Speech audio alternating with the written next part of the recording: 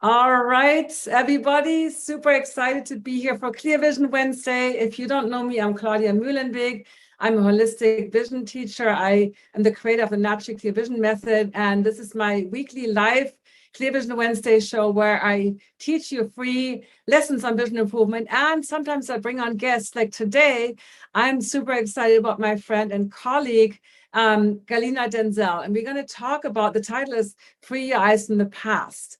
And you might be like, what does that mean? Like, what does it mean? So Galina is an expert in trauma resolution, and she uses conscious movement to help her clients kind of get out of that move and move forward in their life. So let me bring you on, Galina, before I never like reading the bios. I find it much more fun if you share a little bit. Welcome to the show. Oh, thank you so much for having me on, Claudia. It's been a long time since I've spoken to you live, and it's always such a treat. Yes. And I'm sure your whole tribe, everybody who works with you, is blessed by all the guests that you bring on. So I'm just really grateful to have this incredible audience as well. So thank you for connecting us and for just giving me the opportunity to share what I do in the world. Thank you so much. Yeah, we actually met, if you know me, I work with myofascial little therapy boards, and we actually met at a training for the myofascial, for the body work, and we connected immediately. I think your podcast was one of the very first podcasts I was on in like 2017 or 2006. I don't even remember. It was a long time ago. So anyway, tell us a little bit about what you do and also how you got into the work that you're doing. Yeah, thank you for asking. So what I do in my daily life as a trauma practitioner is I work with small groups and individuals to support them in understanding how their nervous system works, to support them in being able to have tools and skills to engage and host what their nervous system is doing, and then to come out on the other side both having the knowledge and the skill and the tools, but also this deep sense that they're in partnership with their bodies and with their nervous systems. That doesn't have to be scary or overwhelming, but it can actually be a very alive process where they just come out on the other side having a love for themselves and a love for life. And this is very hard when you've had overwhelming experiences.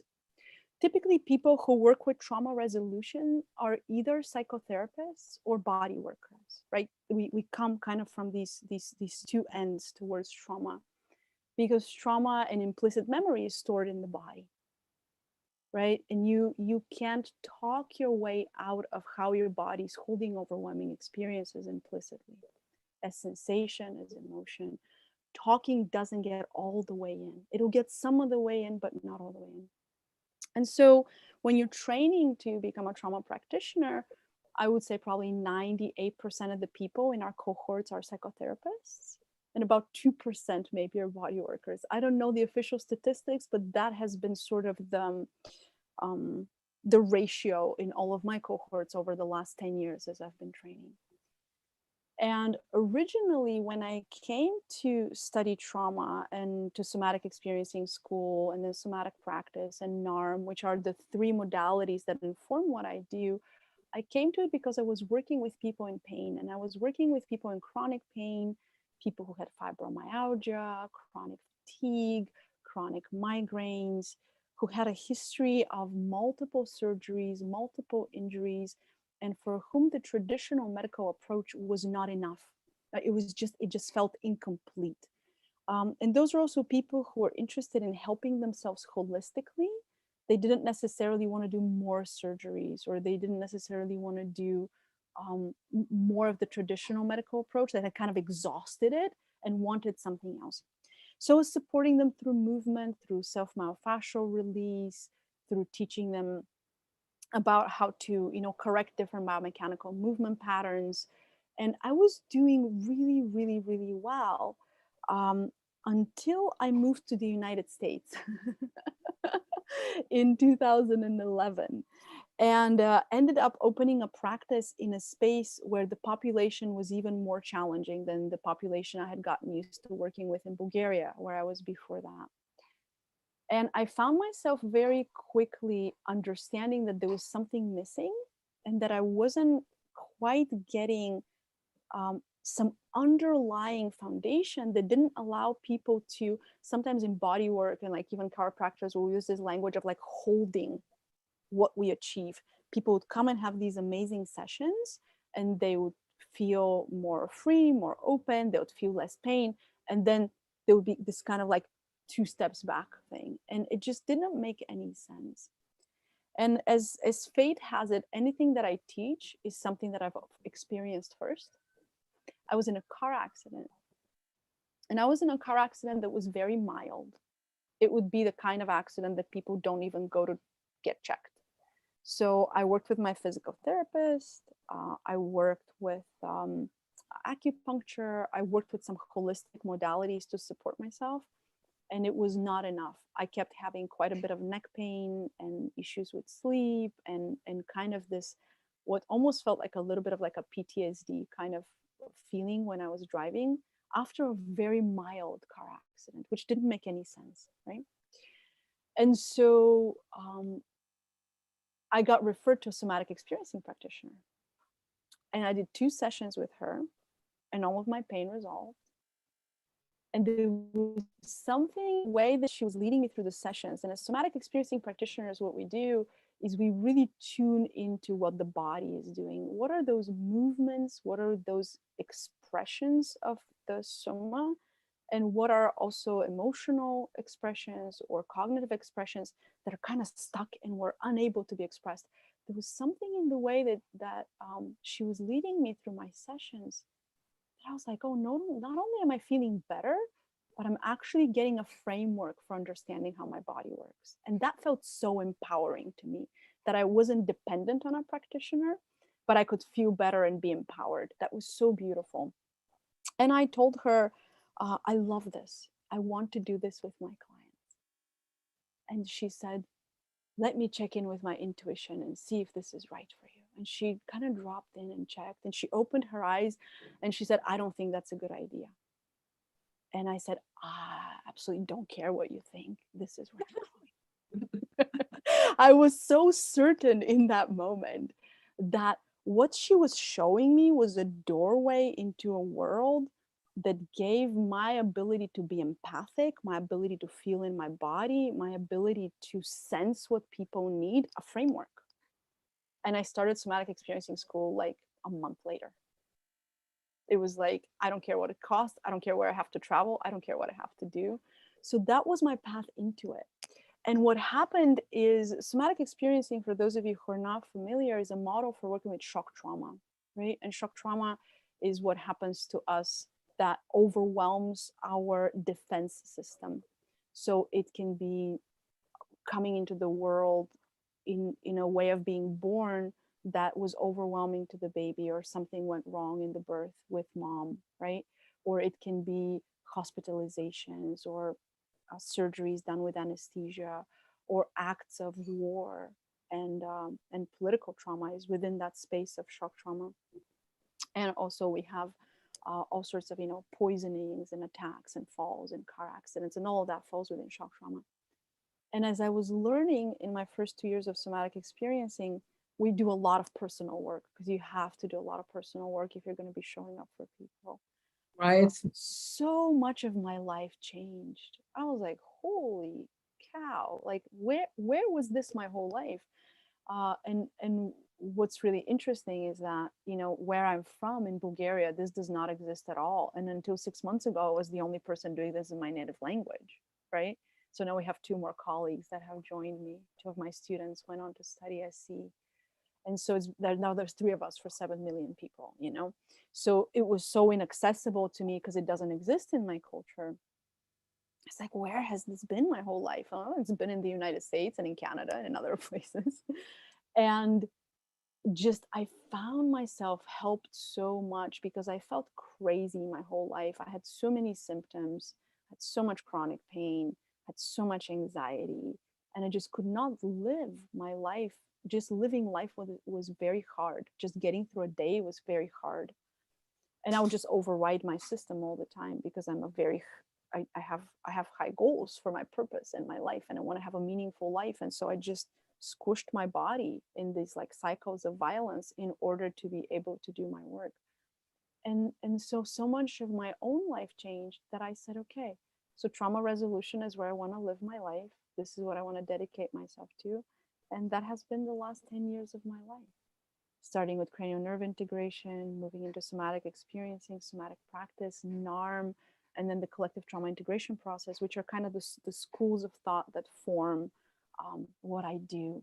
And today I work with individuals and also with groups, and have created a model for working with food suffering, whether it's disordered eating or emotional eating, through the nervous system lens. And Wow, that is so beautiful. I just love the language that you use, and like also that idea of holding something, like where it kind of doesn't get back, and also empowering yourself, because that's also my mission. I really find it incredibly important to empower yourself, but also empower my students, that they're not dependent on some doctors or whatever telling them what to do. And so obviously, you and I have talked over the years since we met, and always had a deep connection. But when we talked, I'm like, what is the visual system have to do with trauma resolution? Like, what is it in terms? Yes, we might know that vision problems can be the root cause could be a trauma, an adverse childhood event, maybe a developmental trauma or a shock or something. But because you told me you work with the visual system to release that trauma, right? So that's what I'm curious. I had no idea that would work. So tell us a little bit about that, if that makes sense for you to talk about that. Yeah. Would you be willing to do a little practice? Invite people to just do a little bit of exploration? Yeah. We have people watching on YouTube, and we have people here with us on Zoom. So yes, we can definitely do a practice. Yes. So I'll just invite all of you who feel like it's right, or you can just observe and just see everyone else's responses, to just take a moment and just notice that you have eyes. Just this kind of, it sounds like a very simple invitation, but notice that you have eyes, and notice that your eyes are a channel, right? Your visual perception is a channel through which you get information. You're getting information. It's like a stream, it's like a river. It's a river of photons. Yeah. You're getting a river that's flowing towards you. The river is flowing towards you. And just take a moment and let your eyes move a little bit, move in your head, and then also let your head and neck move. And just take a moment to look at the space around you as if you're seeing it for the first time, as if you just came on the planet in this body and you're seeing it for the first time. And perhaps there's a color that your eyes are drawn to, or maybe there's a beautiful flower, or the way that the curtains are moving in the wind, or there's a source of light, a window, a lamp, something that gets your attention. Maybe there's a piece of art that's intricate and interesting. Just see where your eyes want to go, and keep moving your head and your neck, moving your head and your neck, and your eyes inside your head and your neck. This like intention of just to let what's around you come towards you. There's nothing to do. You're just letting it come towards you. Would this be good to do without glasses, or? If you can see. Okay, if you can see enough. If you can see, right? Because if everything's blurry, Mm-hmm. We're just kind of looking for like, what is getting your attention? And then coming back to our shared space here, to the group, and noticing, how does your body respond to this? What happened in your body as you did that? What happens in your breath, in your belly, in your arms and legs? What happens in your mouth? Yeah, Claudia, what did you notice? It was interesting. I definitely noticed things I didn't notice before. And then when you talk about color, I'm like, I couldn't decide, was it blue or red that captured my attention first? I was like, then the perfectionist in me came up like, which one is the better one? And like, it doesn't matter. But it was very relaxing. Right. So there's something, and I can see there's one person on camera. Thanks for being on camera. I can see you nodding. It's like, yeah, you had that experience too, that it was relaxing. Yeah. And feel free to drop in the chat what you noticed. I would love to hear from you. So what did we do? What did we do? And Claudia, this is your quote, that visual perception always happens in the present moment, right? From when we did our podcast in Right. 2017. And I remember sitting on Canva and making the quote, and I loved it. It we are here and now. We are here and now. And if I'm here and now, what is telling me that I'm here and now? I need to receive the information through my far senses, right?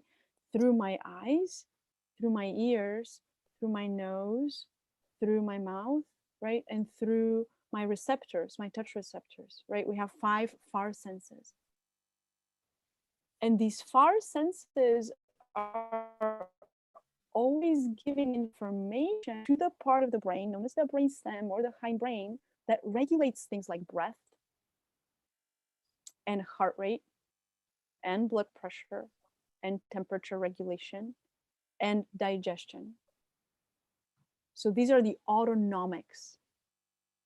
And our autonomic nervous system, which is at any given point in a particular state that needs to be appropriate, right? If there is a loud noise outside, right, what my nervous system is going to do is I'm going to go into like a little bit of a, like, what is this? Like all of a sudden there's a noise outside in my system. You can probably picture your cat or your dog with the ears kind of perked up. Like what's happening here? There's an orienting, right? There's an orienting that we do. And from that orienting, there's 2 outcomes. Either my system is going to go, oh, that was just a garbage truck, right? And it's going to settle. Or it will be like, oh my God, it's an earthquake, right? And it's going to go into some sort of an action, right? I was in California in September, and I was cutting tomatoes for dinner. I was making a salad. And in the house in which we were, the house is mostly made of glass. All of a sudden, there's this sound. It's like, what is this sound? And I didn't stop chopping the tomatoes. I'm like a good multitasker. I'm like chopping the tomatoes while there's an earthquake happening. I'm like making dinner, I'm on task. But I'm alert. And in that moment, I see the 2 other people that are in the kitchen with me start heading towards the doorway. And I'm like, oh, this is an earthquake, right? Because the noise was so weird because of all the glass rattling. And so I saw them acting, right? So our system is always checking. We're always checking the outside, always checking the outside, whether we know it or not. But what happens is our systems now live in here, right? I'm checking something that's somewhere else. And my eyes need to converge, right? And we're going to talk about convergence and divergence and all of that in a moment as far as the nervous system is related. So my eyes need to converge into this, I don't know much about inches, but maybe like a 2-inch screen. I don't know what it is, right? Like my eyes come into this really small space. And immediately my nervous system goes into, what's the task at hand? It becomes very task focused. But when I open through all of my senses and I can see where I am, my brainstem can get accurate information about what my breath rate should be, what my heart rate should be, what my blood pressure should be. So if there's an earthquake, I can get some charge in my body and I can get out. And if there's no earthquake, I can rest and I can continue chopping my tomatoes. Does that make sense? Totally. Yeah. And most of us are living on the planet not perceiving the here and now. We're not living in the here and now in the present moment. we're living with thoughts, with sensations, with emotions, with feelings, with images that are not from here and now.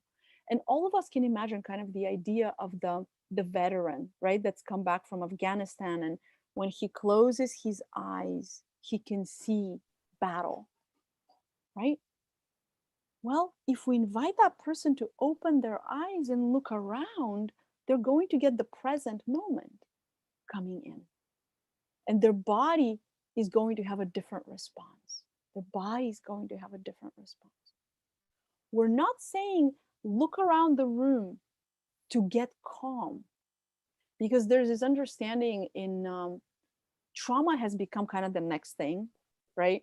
So it's being milked in the health and wellness space like it's nobody's business. And there's this understanding that like you need to regulate your nervous system and you need to get calm and regulated. But we can't be calm and regulated if the environment is requiring that we're active and we're engaged, right? I can't be calm and regulated about something that requires my participation. Does it make sense? It needs to be appropriate. Like, I mean, it makes sense, but it's interesting because with vision, right? With vision, we always talk about passive relaxation, which would probably like mean like palming, right? You're definitely like completely or resting or sleep. You're completely in active relaxation, like being mentally engaged. Like you talked about the phone, and I love that we're going to talk about converging, diverging, but basically there's a mental focus, which is a little arousal, but you can be super stressed about it, or you can be still relaxed about it, still have your kind of awareness. So I'm interested in kind of just like dissecting that a little bit. Yeah, I'm speaking about appropriateness because there's this idea that a regulated nervous system is calm. A regulated nervous system is one that's appropriate. So if there's an earthquake, I can move out, right? And if there's a relational challenge in my family, I can stand up and protect myself, and I can have conflict, right? And if everything's calm, like right now, I'm in a beautiful space, I look around, there's some tropical flowers over there, my system can be relaxed, right? And of course, you spoke about focus. Like I can be engaged in my work and focused and at ease. Mm-hmm. I don't need to be a nervous wreck that I need to answer emails, right? But if my eyes never get out of that space, right? So the kinds of people I work with, especially people who engage in late night eating or drinking, like I work a lot with addiction, what will happen is throughout the day, their nervous system is on. There's no off, right? Convergence, here, just over and over and over, focus. The system never gets to unfocus. It never gets into soft focus. It never gets into diffuse peripheral vision, right? Because I'm on this all day.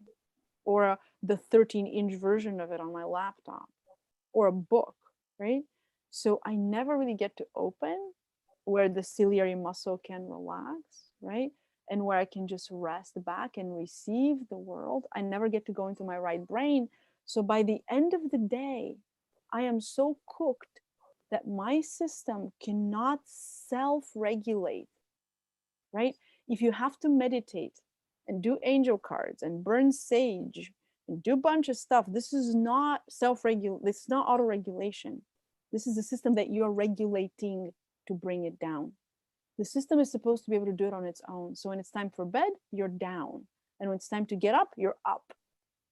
You shouldn't have to do 7 million things to get ready for your day or relax from your day, because the rhythm of doing and not doing, action and relaxation, right? Activation and deactivation is built into each breath. I inhale and I exhale. I focus and then I open. I can see the center clearly and I can see around a little more blurry. And I can be relaxed in that. I can perceive my whole environment. Instead of all day go, and then at night I need substances or something else to bring myself down. Does that make sense? Totally. Yes, absolutely. while the system still stays on. So my ciliary muscle is still contracted, right?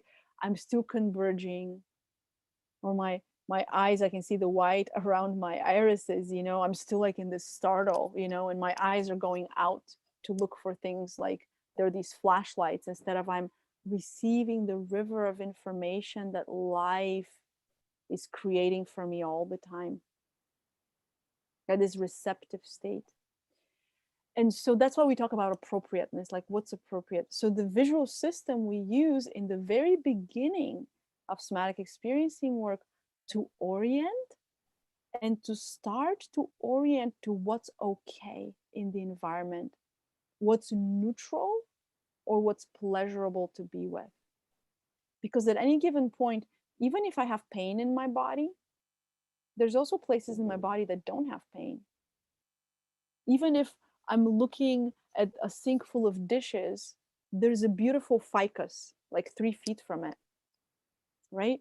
And many of us are primed for what we call what's wrong attention, right? Which is always looking for what's wrong in the environment, always looking for what's wrong inside my body, right? I have students that wake up in the morning and they do like the big inventory of like what's wrong. Oh, my back and my neck and my this and my that. But what's it like to go, oh, wow, the inside of my mouth feels so relaxed. Ooh, that feels different. Does that make sense? Oh, So absolutely. teaching through the visual system what's here and now, and if what's here and now is okay, my whole system can tune to that, right? Because I'm receiving information. The word information is very important, because it is informing, it is creating the form of my body. And if you want to really get into this, formative psychology is where you go into it. It creates the form of my body, which is appropriate for now. However, what happens is we bring form from the past, right? So perhaps I'm somebody who is carrying a lot of shame, right? From my past, a lot of toxic shame. So there's this kind of collapse here. There's a collapse in my diaphragm. There's a collapse in my shoulders, right? And my head is kind of forward, right? I'm kind of like here. So this is the form that I'm bringing into my life. And so our work, as we work with the far senses and then the near senses, with proprioception, interoception, and the vestibular system, as we work with those, we get to sync both up, and we get to see whether the form that I'm carrying is appropriate for now. And 99.9% of the time, it's not, because the way we carry trauma is in this form. We're carrying a physical form in the fascia, right? In the muscles, in the tension of the organs. Like, do you know if your liver is constricted? Like, that's important information. People have no idea. They can't connect to their liver.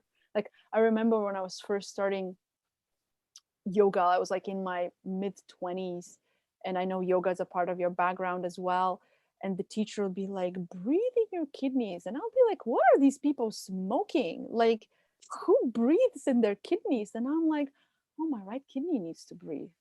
Oh, interesting, right? Like, I'm in a very different space with my body, but I was so dissociated because of all the trauma that there was no way that I could feel it. And all of it sounded like woo-woo stuff.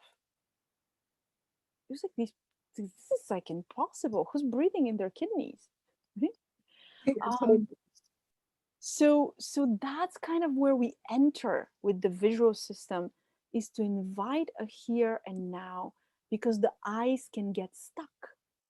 My eyes can get stuck. So I'm going to go back to this orienting, right? Like, like what's happening? I can get stuck there. I can get stuck is I'm trying to find a way out. Do you ever see people whose eyes are like always darting around? I was in a workshop last night, and we had a live workshop with live people. Can you believe it? Like you can touch their body, cool. Like you can touch their bodies. You know, it was amazing. Smell stuff. You know, so my partner, we had to do this eye gazing exercise. Oh yeah. I've done that many times with each other, and say things to each other and see how the other person responds. and she could not look at me. Like her eyes just wanted to like keep darting. Like that's somebody who's stuck in flight. Like, where's the exit? Where's the exit? Right? Or it can be somebody who's shut down, who's stuck in a freeze response, which is the highest level of stress the system can experience, right? Is when everything shuts down and then you can't find their eyes. It's like there's no one home. I've seen that before, where it's like this kind of stare, where it's like, it's really hard, like pushing out kind of. Yeah, I've had that. So that's a startle. Right. That's a startle. And in dissociation freeze, right? You'll be like, more like you're not there. More like you're not there. Like, where's that person? Somebody who's depressed will typically have that. When I suffered from depression in my late 20s, I would go to the mirror and look at my eyes. And I knew that I was just not there. Like my eyes looked different. And I knew when my eyes start looking like themselves and I start to project some light out through my eyes, that I'll be better. And so I think I was depressed for about 9 months. And as I came out of it, I would look in the mirror and be like, oh, I'm back. Oh, I'm back. Okay, good. Right? It was this really, really good feeling, like I'm back in my body. I don't have to be dissociated anymore because the scary thing was over. And depression is a way to move away from life because there's something that's experienced as scary. So have you found cases where, like, especially with strabismus or squint, where somebody, and I know we're kind of jumping around, but you know, That's because okay. you also said what's the difference between shock and developmental trauma, but where somebody is like, I've heard stories, this was not my own client, but somebody was like working in the house and they fell down a ladder, and the last thing is they looked left to the, like, falling toward the ground, and the eyes, like that eye was stuck, like literally, I mean, it could still move a little bit, but it was always going to the left bottom. Yep. Yeah. So the extraocular muscles, right, get stuck. Right. Right. So like you can have an oblique, right, get stuck. Like the muscles get stuck because the action is incomplete. So when you have a fall, like this example that you give, like falling off a ladder happens very quickly. And the body has pre-programmed software. There's a motor program that's going to unpack about how to fall. Right? So say that you're a cat. Let's just like take cats. Oh yeah, cats. And cats rarely fall, but if you have the glorious experience in this human life to witness a cat falling, it is hysterical, right? And so there's this like scramble, and then they fall, and then they do this kind of like thing, and then they kind of, it's kind of like a parachute, like they kind of parachute themselves down, and then they kind of come down, and then they do this. Yeah. Like, which I always thought was like, did anyone see that? Did anyone see that? That's what I always thought. It would be like, this was done on purpose. This was not an accident. Like, yeah, kind of that was so embarrassing. Right? So embarrassing. Like, I'm a cat. I'm not supposed to do that. Like, cats can be embarrassed. Like, come on, right? So what they're actually doing is their software that gets unpacked. There's some studies about cats falling from very high buildings versus not so high buildings. So like if a cat falls out of like the 20th floor, most of them survive. But if they fall from like the 4th floor, they don't. So what happens is, as you fall from higher, there's more time for the software to unpack so you can fall correctly. Versus if you fall from a shorter distance, right, it's harder for the cats to organize.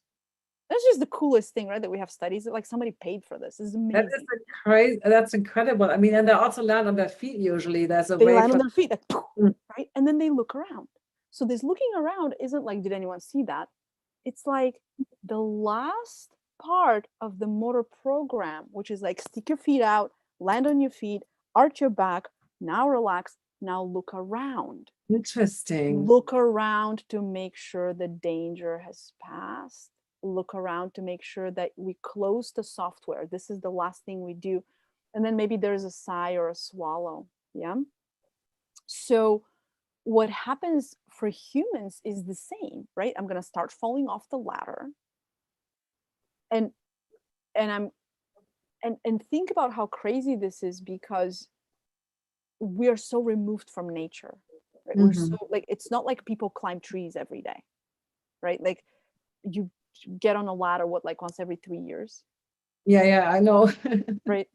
Somebody who does parkour a lot, right? Or Aikido or jujitsu or something like that might not get their eyes stuck, right? Because their system is just so like so quick to respond.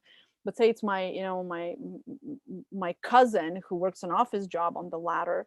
By the time their body organizes to fall, the fall's already done and over, and it didn't have time to complete the sequence.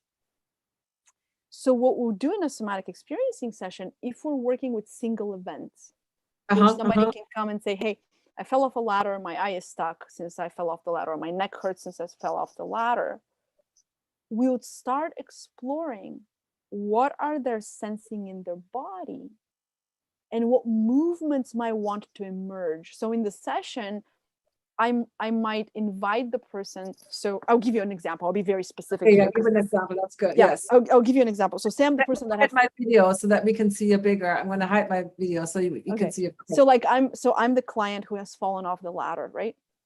And I'm coming into the session. And so my practitioner says, okay, so what was the first moment? What was the first moment that you noticed that something was happening? What was the first moment that you noticed something was happening? And we'll ask that question. Sometimes it can be 2 or 3 sessions in. Like this is not where we start. Like we start in a different place, but eventually we come to like working with the actual thing. So what's the first moment that you noticed that something was happening? And they might say, oh, I'm just going to get into client role. It's when I was putting my right, and you can see my eyes already going up. I was putting my right foot up, and then I felt this, I'm already seeing that they're struggling in their body, right? So it's like, okay, so let's just pause here and what's happening. Well, I feel like something's coming up here. Okay, so let's just take a little bit of time with that. Okay, so there's a couple of breaths that want to come through, and there's this movement with their hand, right? So I see you moving your hand forward like this. Is it okay if you just move it a little more forward and we notice what happens? Oh, well, now my hand wants to come here. Okay, so let's follow your hand. Oh, and now my eyes want to go up here. All right, let's just very gently follow that. Oh my God, I'm going to fall. This is so scary, right? Is this making sense? Yes. So we actually get to give. So notice just from, this is the action of, they put their foot up on the ladder and there's this movement that starts to happen in the body and looking up. I might take 5 minutes with this, which in real life took what, like 1 second? Probably less than that, yeah. So we're giving it time to unpack. We're giving it space to unpack so that the body can go through this motor sequencing that it didn't get to fully do, right? It's the same, it's like you got attacked by a dog, right? And it's like, well, I want to push the dog away. Like this thing wants to happen, but I can't do it fast enough. So the dog's already, like gotten my pants, right? And so in the session, we'll go through this movement that didn't get to complete because the defense system is stuck. Does that make sense? Absolutely. And the eyes are a part of the defense system because the eyes are orienting us, like what the visual system coordinates 75% of all movement. I mean, in order for me to go grab this glass, right? This movement of how much I open my fingers depends on my visual system. People don't think about that. Like the magnocellular network has to see, oh, there's a glass over there and it's this open. And then the parvo has to work like the retina, the white and the narrow cells. Like like if I don't see, I can open my hand correctly. And guess what? How strong I'm going to hold my shoulder on my shoulder blade if I'm picking up a kettlebell versus a glass is going to be very different. It's all these calculations are happening in the background And then we have accidents, things happen so quickly, right? Everything gets so compacted. My eye can be stuck. How many people have a twist in their body, right? Like one shoulder is in front of the other. And they're like, oh, it's because I'm writing so much with like my right arm, and that's why I'm twisted, or that's why I have scoliosis, right? Kids have scoliosis because of schoolwork. You have the kids with the crappiest postures in school that don't have scoliosis. I mean, like literally, like these kids are like a pretzel writing on their desk, and they don't have scoliosis. And you have these other kids that get scoliosis. So like, what's the difference? We can talk about genetics and connective tissues and all of that. We can also look at, is there a flight response stuck, right, in that system?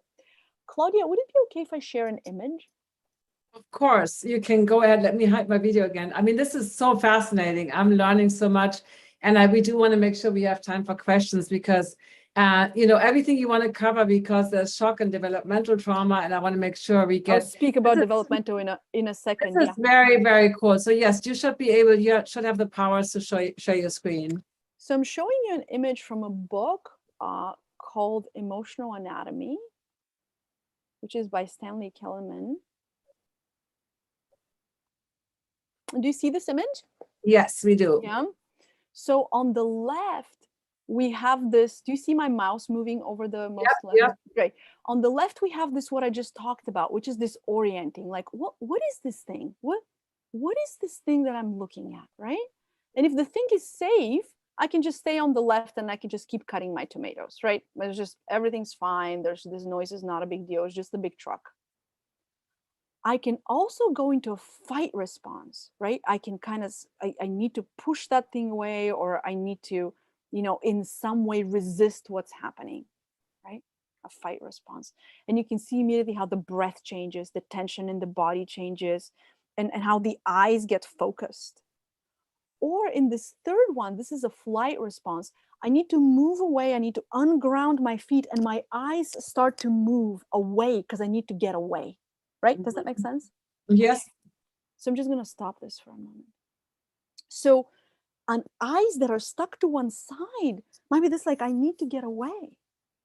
And if it's a baby, it can be like, I don't like this doctor. I just came to this planet from this beautiful place of harmony and unity, right? And I'm now coming into this like medical ward that is cold, and this doctor just had a fight with his wife before the C-section, and I don't like this guy, right? And I just want to move away. I'm this sensitive, porous being. You know how many sessions I've had about babies not liking their doctor that they were born into? That's the first person touching me on the planet is this dude. Wow. I don't know this guy. I don't know this guy. And this is an emergency, and my mother is medicated. Does this make sense? Absolutely. Like, I mean, yes. It's so intricate. And the reality is we don't know what the eyes are doing until we ask the eyes, what are you doing? By inviting them to do something that's appropriate, and we see what's inappropriate that's stuck, that gets in the way. So that was a defense system example. If it's an attachment system example, you know, people who get really triggered by eye contact, like, it's too much, right? Like somebody who got punished a lot. Every time their parent was looking at them was to find something wrong and to punish them. People who have grown with a lot of abuse, grown up with a lot of abuse, or who grew up with sadistic parents. Eye contact is the most terrifying thing, right? And yet they need eye contact to be able to connect and feel safe. So they might not be able to have a relationship. So somebody who hasn't been married, you know, and they're in their 70s is like, oh, you know, nobody likes me because of my personality. And it's like, no, your eyes are stuck. Your eyes are stuck. It's very hard to perceive safety because your eyes are still stuck as if you're 3. Does that make sense? Yeah, can you explain a little bit more what you mean with eyes stuck? Because we had the examples where eyes are literally stuck in a position or so yes. Explain a little bit more what you mean by the eyes. So there's an expectation. So this is old terminology that comes from Reich. He talked about armor, right? He talked about armor, he talked about blocks. And so literally my eyes can be free to look around and see the dirty dishes or the flowers, right? That's in the orientation, right, where we're checking for just the environment, where things are, what they are, like the Magno system. But say that I am also using my eyes to connect, right? Gazing into my mother's eyes, and she gazes back at me with adoration, right? My eyes are also the river of safety. Like there's a river, there's a flow of safety into my eyes. And there's this feedback. I look back. Have you ever seen a mother? You've seen a mother and a child gaze at each other, right? yes, There's this yes, yes. back and forth, back and forth, back and forth. Lovers gazing at each other, back and forth, back. And we're using the eyes, if we go into polyvagal theory, right, to mediate this social engagement system, right? The safe and social system. Am I safe here? So my eyes I come on the planet, I'm born expecting that I'll be cared for, I'll be cared after, and I'll be taught things by my caregivers. I don't expect that I'm going to come on the planet and I'll have a caregiver who's dangerous or who's depressed. So when baby goes to, there's something called the still face experiment. If you want to look at it on YouTube, it's disturbing. Don't look at it on a bad day. What's that called? The still face experiment. Still face, okay. And it's when they have these babies and their mothers do this experiment where, you know, baby's always pinging out, the baby's always reaching out with the eyes to engage mom, unless baby's like in a different rhythm and wants to rest and kind of looks away, right? But baby's going to look for mom, and they instruct the mothers to have this still face that's kind of like when you're frozen or depressed. And you can see on the babies, I get chills when I talk about it, it's so disturbing. You can see on the baby's face how the baby gets distressed, and when the baby doesn't get a response from the mother, how the baby shuts down and goes into a freeze response. So the eyes, instead of finding safety, they're finding either nobody there or they're finding danger. So the eyes have to accommodate to that. Don't look, don't connect. Because when you look and connect, either it's so fucking scary. Sorry to cuss. That's okay. YouTube. It's always appropriate to cuss in developmental trauma. It's so scary that I need to, you know, look away or move away because it's overwhelming. Like there's darts coming out of my father's eyes, right? Or there's nobody there. So I feel alone and abandoned, that I have to retreat the function of my eyes that I use for connection and just go inside of myself. People are not safe. People are not safe.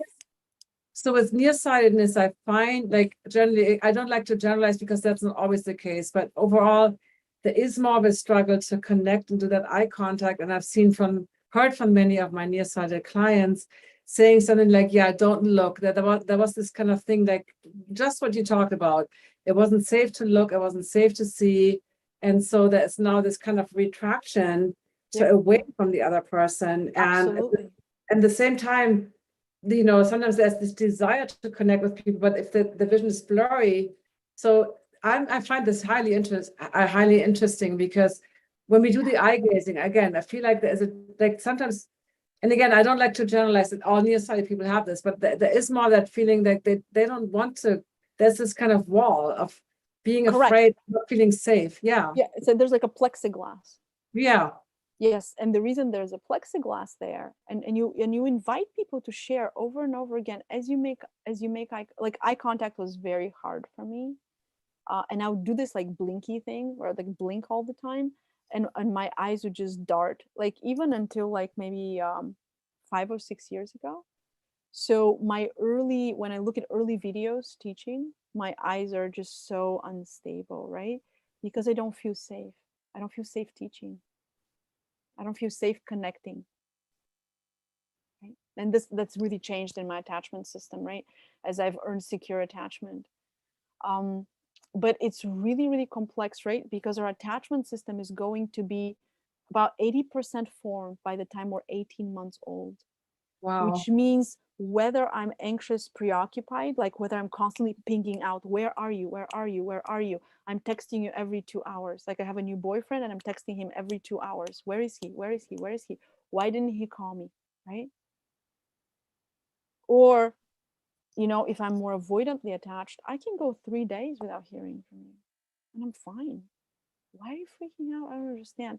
Right? And typically an avoidant and an anxious will magnetize each other and come into a relationship. It creates great fun for couples therapists. But the eyes are a part of that. Like the person who's always pinging out, looking, where are you? Where's my mom? Where's my mom? Where's my mom? Where's my mom? And the person who's like, my mom's never coming. Or if my mother comes, she's going to overwhelm me with her energy, right? That's going to create two different ways of eye contact, two different ways of gazing. And so, you know, people go to like a tantra workshop and they're like, oh, gaze into your partner's eyes. And the assumption is that your system's free to do that. Right. And people will freak out. I cannot tell you how often I work with people who tried EMDR and they're like freaking out. And the EMDR was supposed to be good. Yes, if your system's ready. So tell us, I know we're kind of at a long time already, and I do want to get to questions, but maybe we should do a separate session. But so really quickly, because you touched on it right now. So EMDR, explain a little bit, you know, what that's a way of resolving traumatic experiences. It's a way of resolving, yeah. It's a way of resolving traumatic experiencing by both movement of the eyes and particular bilateral stimulation in the body. But when the person is not, their attachment system is not ready for that, it might be incredibly overwhelming that somebody's even paying attention to your eyes or inviting you to do something different with your eyes. Because I figured out that in order for me to feel safe, my eyes need to be darting. Or in order to feel safe, I need to disappear. And so you're asking me to re-engage a sense that's coupled with fear or with memories of abandonment. Like that's what we're inviting in the space. And there's EMDR practitioners who are absolutely exceptional, who prepare people for a long time for the practice. And there's some that are not so skilled. They're still learning. And typically people get triggered there. But what's most hysterical is I work with psychotherapists who get triggered in their EMDR training is most of the people that I work with. They're trying to learn this methodology and their own developmental trauma is kicking up. I'm curious, we have questions too, but I'm curious, like when it comes to fusion problems, binocular problems, like I had strabismus, for instance, right? As a kid, and my right eye still looks a little bit to the nose, but I had fusion problems, I had prisms in my glasses, I was farsighted. And I never really figured it out because sometimes I think like the right side is more the dad. I'm right-handed, left side is more. But I love my dad. I was way closer to my dad. So my left, my right. So that logic, which I've seen sometimes when people have been abused or molested, or sometimes the eyes go in certain directions also. But in my case, I was like, I could never figure out why my right eye would be stuck to the nose, you know. And so I know that's not the reason. Who knows what the reason was, but I gained depth perception. I did all this vision training. Of course, that's why I'm doing what I'm doing. But yeah, I could never really figure it out why that happened. That could be from birth, like you said. Maybe I didn't like the doctor or something, right? I could have just could be all sorts of things. Plus, the extraocular muscles are paired with our skeletal musculature, right? So, like a lateral extraocular muscle can be paired with my my lateral movement in the frontal plane, right? So it can be like a muscle can be working for an adductor or for an abductor, right? So we don't know down in your body. So like my glute might be paired with my eye, and that's where it's really important to include the whole body, like you do with self-myofascial release, because if my biomechanically I'm not functioning correctly in my musculoskeletal system, and I'm not organized biomechanically in 3D, right? My body's not flowing correctly, finding center, then my eyes are always, the eyes and the hyoid bone are really high in the hierarchy of how movement is organized in the body, right? And so they can compensate for all sorts of stuff that's not okay downstream. Wow, this is, I mean, definitely. That's why we start working on the board, standing on the feet, grounding, and everyone's like, what do the feet have to do with the eyes? So everything. fully answered everything. Yeah, everything. The feet have to do with the eyes, everything. And the reality is that notice how awful also that if I have trauma, and that's why my eyesight is suffering, and the kind of care I get is to be given a prescription, I'm being ignored and abandoned over and over and over again. What's actually happening is not getting addressed. I'm not saying work on your trauma and lose your glasses, even though that's happened. I've had people who can't drive out of my office because their prescription changed so much that they can't, like, they get in their car after we've worked together and they're like my prescription dropped by like 2 and I can't drive myself home in one session. Like, that's happened. Holy cow, like, what else are we missing, right? Right. And we're such babies in taking care of the body, right? And you involve traditional Chinese medicine into this and the meridian system, and like, if we really want to be holistic, we would have 12 practitioners working on somebody's vision. It's so true. It's so true. This Yeah. was so incredible. I just want to look at some questions really quick on Sure. you. So far, everybody's just like impressed. I don't see any questions. Everybody, this makes such incredible sense. Oh my God. Yeah. So so far, everybody is, yeah, everybody's just commenting on how, so I don't actually see any questions here. Cool. But I need to bring you back because I feel like we could go for another hour and we Sure. would learn so much more. And this is really, really fascinating. Yeah, so is there anything that you want to add so that we can, before we go into our little mini Clear Vision Club and turn around on Zoom, is there any, by the way, if you're interested in Clear Vision Club, post it in the comments on YouTube. I can give you some special info, but anything else that you want to share that we can kind of wrap this up? Yeah, just one piece that's really important to like put a bow around all of this. Think about your visual system as kind of your inhale and your exhale. I can focus, inhale, I can open, exhale. And that we live our lives in the inhale. We're very task focused, which is sympathetic, which is left brain. The world of tasks and focus. We love that world. It pays our bills, right? It gets us on vacations. It gets our kids through college. It's an amazing world. It's a beautiful world. But we are relational beings. We have a social brain. And that social brain, the world of imagery, the world of imagination, the world of connection, the world where we do love and intimacy and satisfaction and fulfillment, is the world of the right brain and the peripheral, the diffuse, the open, the inviting, the receiving, the yielding, the resting. Our world knows how to do fight or flight. It knows how to do focal. It doesn't know how to do rest and digest. And many people who deal with visual system disturbances are dealing with cognitive issues. They're dealing with movement issues, with chronic pain. They're dealing with digestive stuff, with leaky gut, with all sorts of stuff, with SIBO, with yeast and candida. How are all these things related? There's no amount of kale you can eat or probiotics you can take that are going to take care of your nervous system, because that's downstream. Food is very unimportant. Supplements are very unimportant compared to vision. If you can work on your visual system and work with what you're teaching, which I think is freaking amazing. If you can do that, or you can work with a well-trained, seasoned trauma practitioner who can help your somatic organization so that you are informed correctly, what's going to happen is you're not just going to see better, which is like, who cares that you see better? I care that I'm connected, that I'm fruitful, that I'm satisfied, that I'm in love, that I can heal when I get sick, that I feel really, really happy and like I'm making an impact on my life and people are making an impact on me and that I'm related. And that's all peripheral, diffuse, and right brain, all of it. And our world is built the other way. So in a way, working on your visual system is a counterculture. It's an act of rebellion towards how the world is organized, because it's bringing us back to what it's like to be human and to put connection first and productivity second. Productivity is very, very important, but if it's not in service of connection, who cares that you're productive? Who cares that you live on the beach all alone in a mansion? Who cares, right?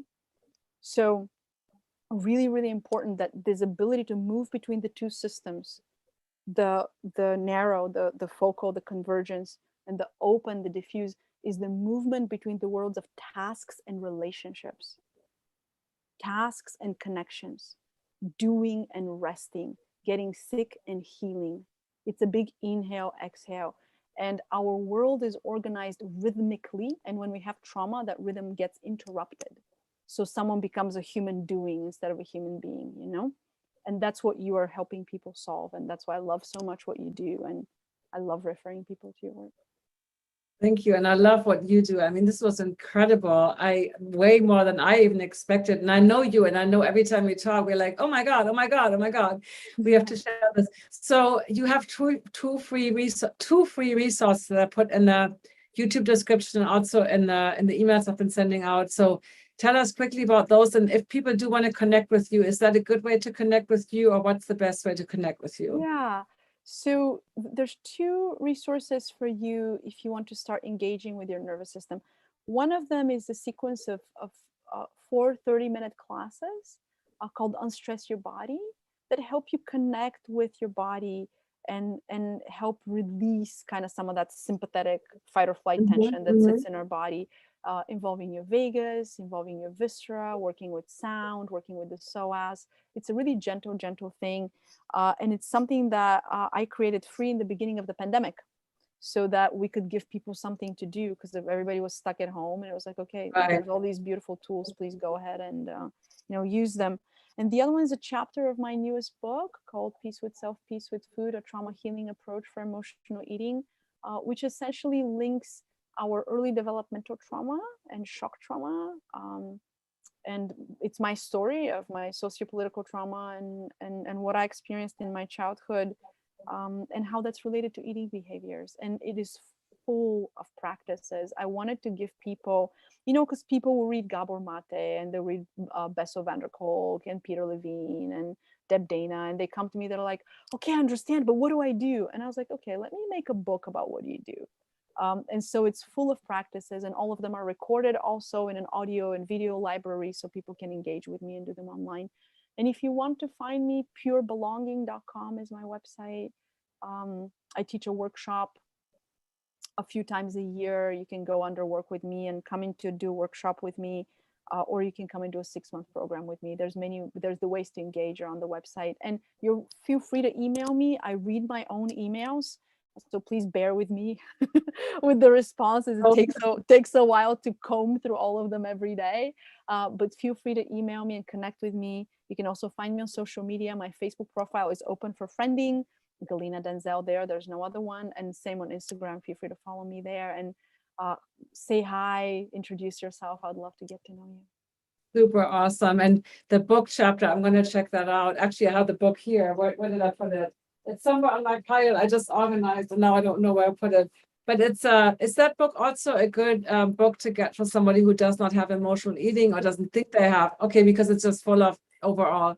Okay, I think a lot of us have emotional eating. We're not probably realizing that, right? If you don't have emotional eating, you have emotional drinking, emotional working, emotional scrolling, emotional Netflixing. You can check a lot of these things off for me. I think that,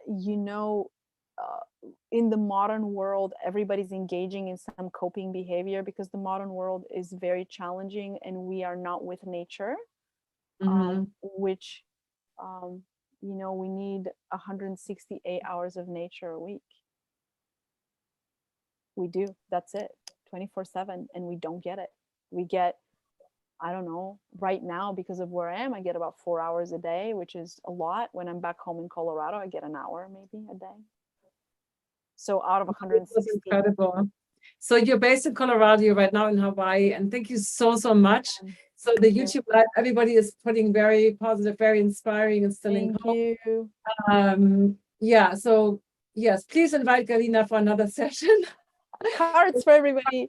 Yeah, maybe we do a session with some practices maybe next time, Yeah. I definitely love to bring you back. So But I want to say this past hour has been beyond inspiring, constructive, and informative. So anyway, thank you so much. Oh, We have to good. come to a close on YouTube. Next week, for those of you on YouTube, there's no Clear Vision Wednesday. I'm going to go on a little vacation, nature, just like what Galina ordered. And then we're going to be back next on the 27th with a holistic eye doctor I'm very excited about. So she's a holistic, we loves the Bates method. Very few eye doctors that do.